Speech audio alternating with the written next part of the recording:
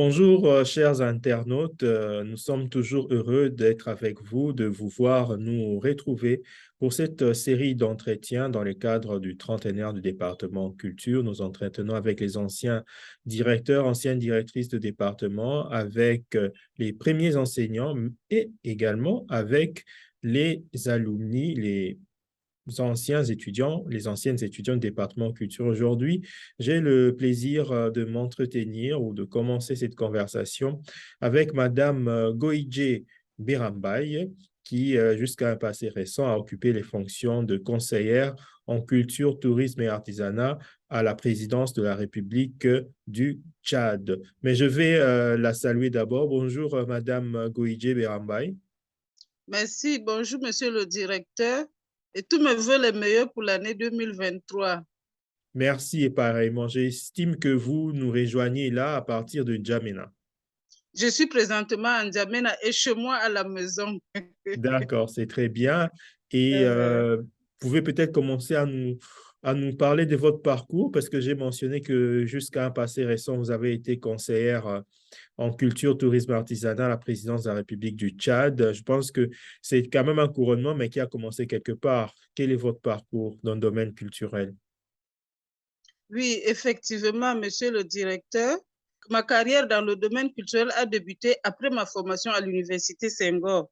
En allant à l'université Senghor, j'étais professeur d'histoire dans un lycée de la place ici à N'Djamena.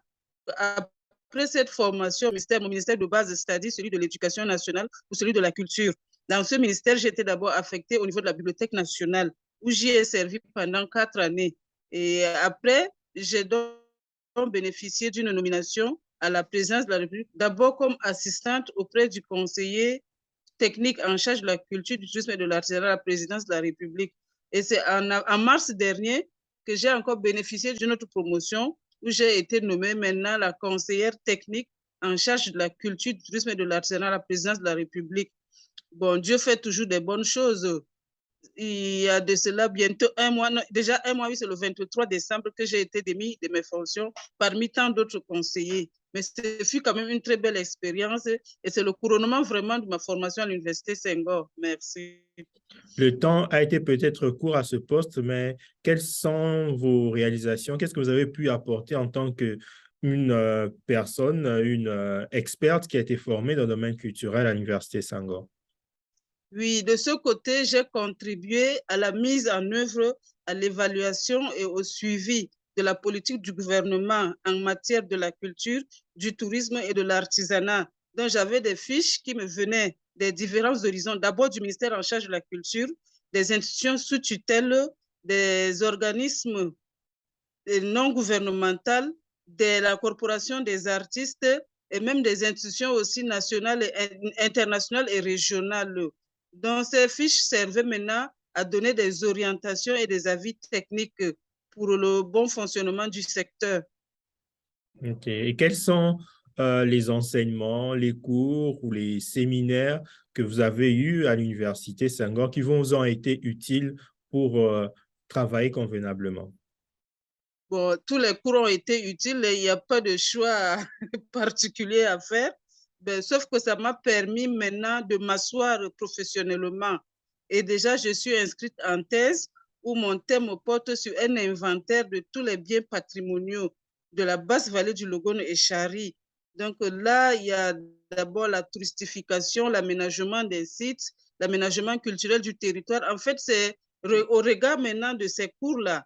Donc, il y a déjà un inventaire qui se fait au-delà de cet inventaire maintenant, c'est pour contribuer à la valorisation du patrimoine culturel tchadien. Et comment se constituent les réseaux des alumni du département culture au Tchad? Quelles sont leurs responsabilités? Est-ce que vous collaborez? Quelle a été jusque-là, à partir de vos souvenirs, de votre connaissance, la contribution au développement du secteur culturel tchadien?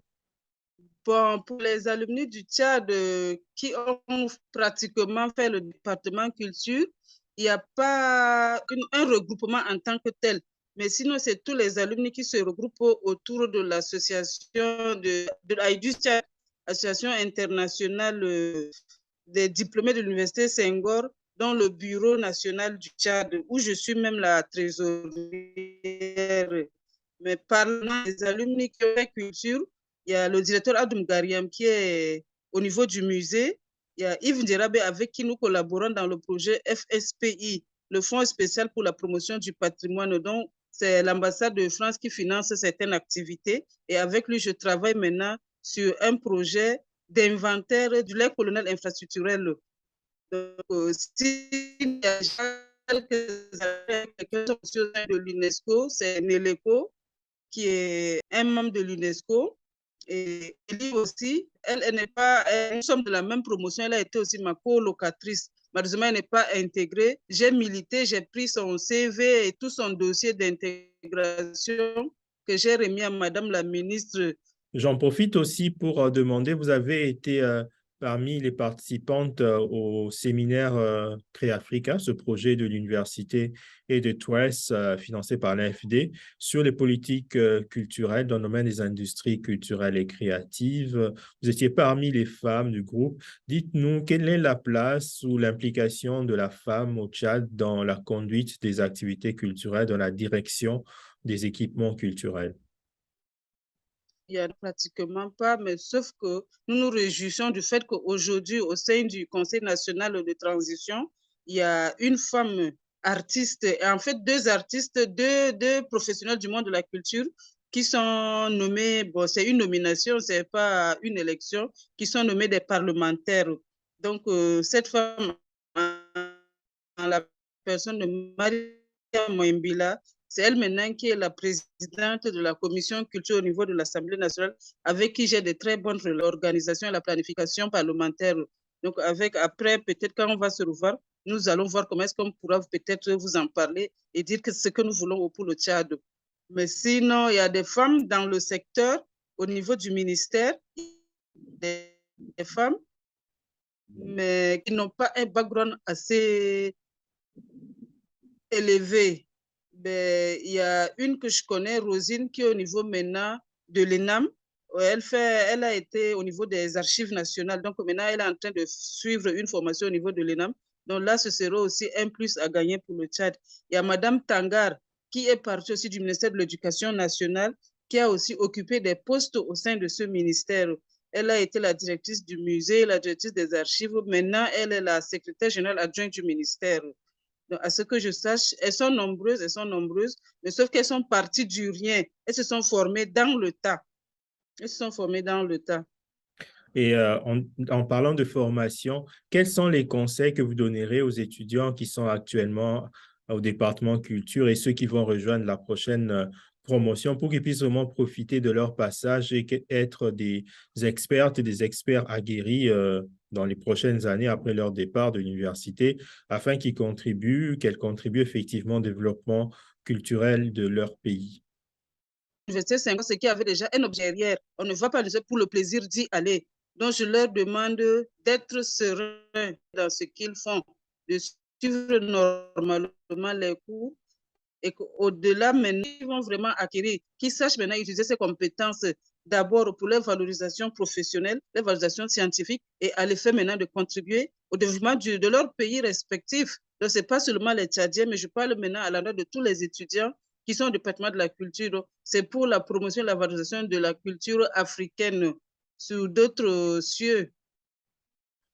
D'accord. Merci, Madame Goïche Berambay, de nous avoir accordé ce moment d'échange, de conversation dans le cadre du trentenaire du département culture. Je rappelle que jusqu'à un passé récent, vous avez occupé les fonctions de conseillère technique en matière de tourisme, culture et art, ou plutôt culture, tourisme et artisanat à la présidence de la République du Tchad. Et j'ai aussi omis de mentionner que vous avez siégé au conseil d'administration de l'Université Senghor en tant que représentante des alumni. Merci beaucoup et plein succès dans votre carrière professionnelle.